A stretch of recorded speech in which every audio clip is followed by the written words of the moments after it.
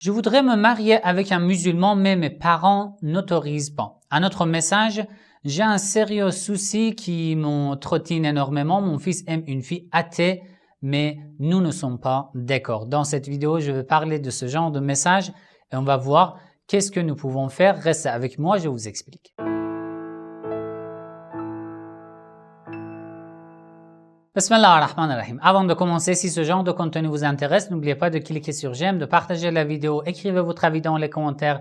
Si vous n'êtes pas encore abonné à ma chaîne, abonnez-vous et cliquez sur la cloche pour être informé dès que je publie une nouvelle vidéo. Je veux lire deux messages de deux personnes que j'ai reçus dans le même sujet. Salam Sayed, je suis reconverti, mes parents sont donc non musulmans, je voudrais me marier avec un musulman, mais ils n'accepteront jamais. Même après un grand nombre d'années, que dois-je faire? Pourriez-vous faire une vidéo? Je vous remercie, je suis vraiment perdu et coincé dans cette situation. Deuxième message, j'ai un sérieux, salam Sayed, alaykoum salam, j'ai un sérieux souci qui me trottine énormément. Mon fils aime une fille athée.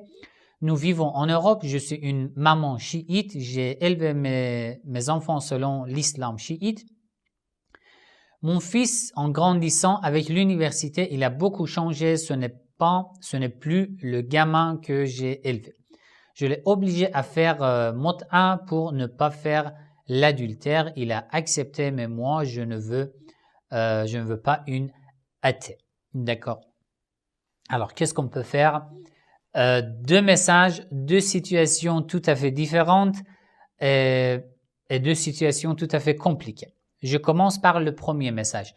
Une femme s'est convertie à l'islam. Elle veut se marier avec un homme musulman, mais sa famille n'accepte pas. En fait, ici, ce que on peut dire d'après les conseils de l'islam, j'ai déjà aussi fait une vidéo à ce sujet, les parents non musulmans, que faire? Vous pouvez chercher sur ma chaîne.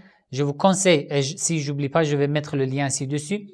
J'ai expliqué dans cette vidéo comment doit être notre comportement à l'égard de nos parents. Ça, c'est le premier point. Donc, je vous conseille de visionner cette vidéo. Deuxième point que je peux vous donner comme conseil, le respect des parents est toujours obligatoire. On n'a pas le droit de négliger cette responsabilité. Nous devons respecter nos parents. Nous n'avons pas le droit de nous comporter d'une mauvaise manière, en fait, à l'égard de nos parents, même si ils ne sont pas musulmans. D'accord? Donc, ça c'est le deuxième point. Troisième point, d'après l'islam, dans le mariage, si une fille est très jeune, qui ne peut pas prendre décision pour sa vie ou qui n'arrive toujours pas à gérer sa vie financièrement ou même, je peux dire, elle n'a pas les compétences toujours ou assez d'expérience dans ce cas, elle a besoin de l'autorisation de son père. D'accord? L'autorisation de son père est obligatoire. Mais si elle se marie sans autorisation de son père, son mariage reste toujours valide. Juste qu'elle a commis un acte haram. Sinon, son mariage est valide. D'accord? Ça, c'est le deuxième point. Le troisième point, si j'ai oublié. Après, le point suivant que vous devez faire attention, pour votre vie, c'est vous qui décidez.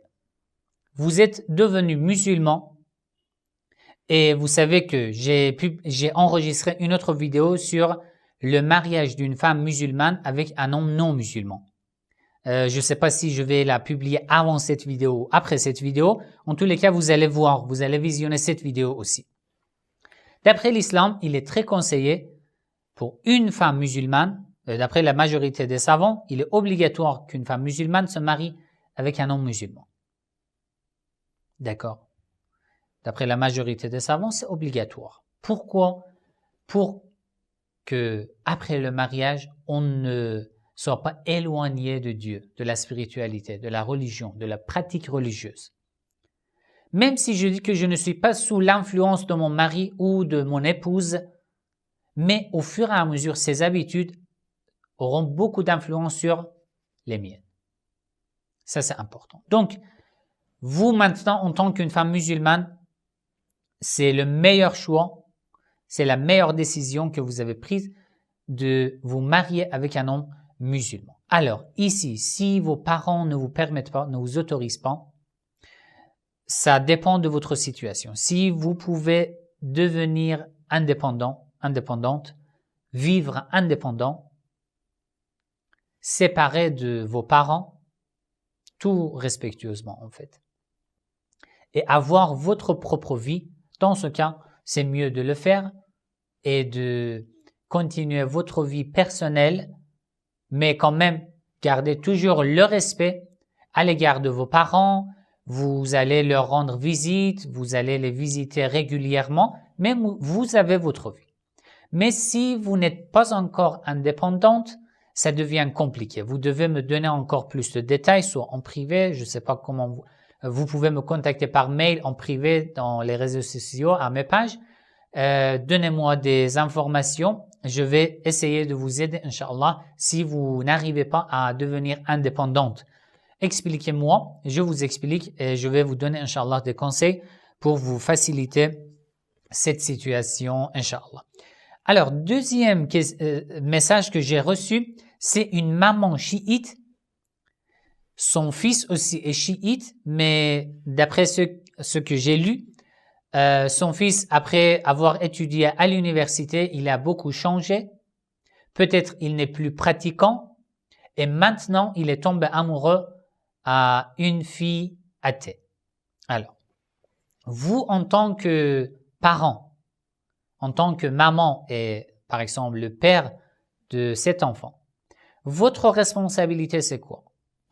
Depuis la naissance de bébé jusqu'à la jeunesse,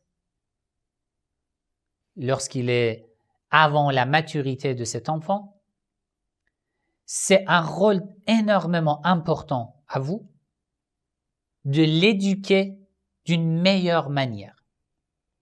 L'éducation de l'enfant. Certains parents croient que l'éducation de l'enfant, ça veut dire quoi? Ça veut dire que oui, à partir par exemple de l'âge de 7 ans, de 8 ans, oui, je dois parler avec ma fille, avec mon fils, je dois lui expliquer, oui, tu dois être poli, tu dois prier, tu dois adorer Allah, tu dois par exemple faire le deuil pour les Ahlul Bayt alayhimus salam, tu dois jeûner, etc., tu dois donner de la zakat, etc., etc. La parole reste toujours la parole. C'est la pratique, c'est notre comportement qui a beaucoup d'influence sur l'éducation de nos enfants. Si je parle avec mes enfants, je dis oui, vous devez accomplir la prière, pourquoi vous faites les prières en retard, etc., etc. Et après, mes enfants vont regarder mes comportements. Comment je me comporte avec eux? Est-ce que je suis gentil? Est-ce que je suis poli? Est-ce que moi-même, je fais mes prières à l'heure? Je suis un bon croyant, pratiquant. Je suis gentil avec eux. J'ai une bonne compréhension sur leurs sentiments, leurs situations, leurs problèmes. Je suis ami avec mes enfants ou non? Si je ne suis pas comme ça, ils n'accepteront jamais tout ce que je leur dis. Et s'ils acceptent de peur que par exemple, je ne sois pas triste, après quelques années, ils vont changer. Une éducation profonde provient de notre comportement, notre pratique. Je dispute toujours avec mes enfants, pourquoi vous ne priez pas? Une telle éducation ne sert à rien. Parce que même les prophètes, les imams alayhimus salam, n'ont pas attiré les gens ainsi vers l'islam. Vous voyez? Donc, en tant que maman de cet enfant, je pense que jusqu'ici, vous avez tout fait, Inch'Allah, sur l'éducation de cet enfant. À partir de ce moment-là, là où le jeune, votre fils ou votre fille est mature, nous, en tant que parents, nous ne sommes pas les propriétaires de nos enfants. Ils sont libres. Notre responsabilité, jusqu'à ce moment-là, était de les éduquer d'une meilleure manière. À partir de ce moment-là, ils ont assez de liberté, surtout dans les pays européens, même en Iran. À partir d'un certain âge, les enfants n'écouteront plus leurs parents si leurs parents ne sont pas amis avec eux, ne sont pas gentils avec eux. Si les parents n'essayent pas de comprendre leurs sentiments, leurs douleurs, leurs souffrances, leur situation, s'il n'y a pas un tel lien, une telle relation forte entre les parents et leurs enfants, à partir d'un âge, vos enfants ne vous écouteront plus. Faites attention. Donc vous, d'après la situation que vous m'avez expliquée, vous ne pouvez pas disputer, vous n'avez pas le droit de disputer avec lui ou de l'obliger à faire ce qu'il ne croit pas. Oui, essayez de lui parler gentiment ou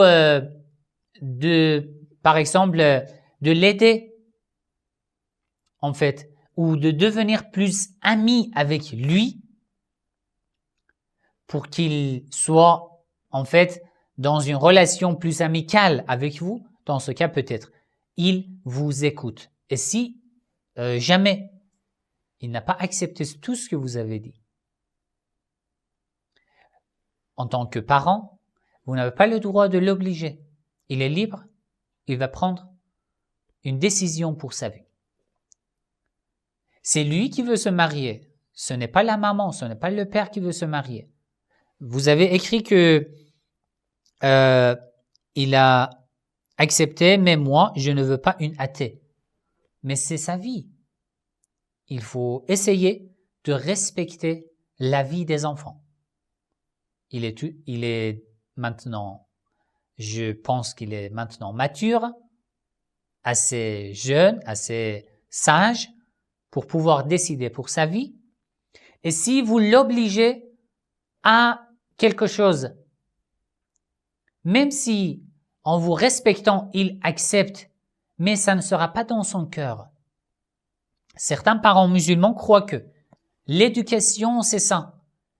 J'oblige mes enfants à faire, par exemple, à pratiquer la religion et ils pratiquent devant moi, ils deviennent hypocrites. Devant moi, ils sont pratiquants, mais lorsqu'ils sont avec leurs amis, ils ne sont plus pratiquants. Pourquoi? Parce que mon éducation n'était pas profonde. N'est pas entrée dans son cœur. Il n'a pas goûté le bon goût en fait, le goût merveilleux de la prière, de la spiritualité, etc. C'était mon erreur. Et ils deviennent hypocrites. Et nous sommes contents, oui, mon fils prie à la maison. Et je ne sais pas, lorsqu'il est avec ses amis, il ne fait rien. Pourquoi? Parce que mon éducation n'était pas profonde. Après, parfois même, vous avez une meilleure éducation. Inch'Allah, c'était ça le cas. Mais bon, la situation, la société et tout cela ont beaucoup d'influence. Mais si vous obligez votre enfant et vous essayez de disputer toujours avec lui pour le faire convaincre, tout cela ont des effets négatifs. Des effets négatifs. Tous ces actes éloignent votre enfant de vous. Essayez et faisons tous ensemble.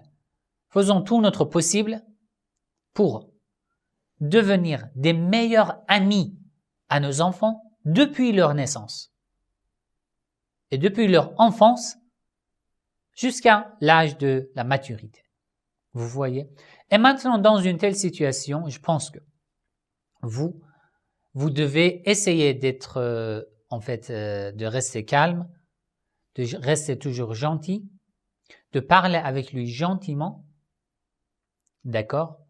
Mais c'est tout. Vous n'avez pas le droit de l'obliger.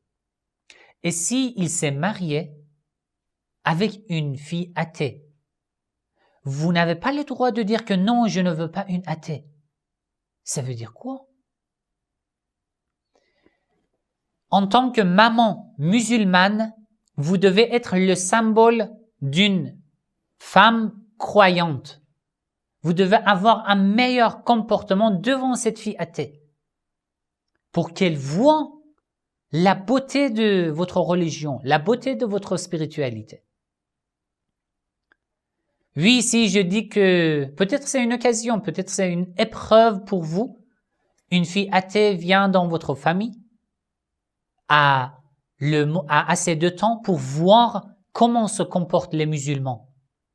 Et vous, en tant qu'une maman musulmane et croyante, si vous montrez le meilleur comportement, les nobles caractères, la gentillesse, la douceur, la miséricorde, elle va voir au moins, si elle avait la haine contre les musulmans, au moins vous essayez d'effacer cette haine de son cœur à l'égard des musulmans. Et si elle n'a pas la haine, vous essayez de l'attirer vers l'islam.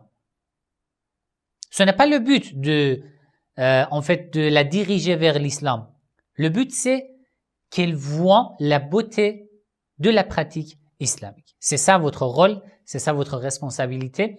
Et j'espère qu'Allah vous guide, qu'Allah vous facilite dans cette situation. Je sais que c'est compliqué en tant que maman.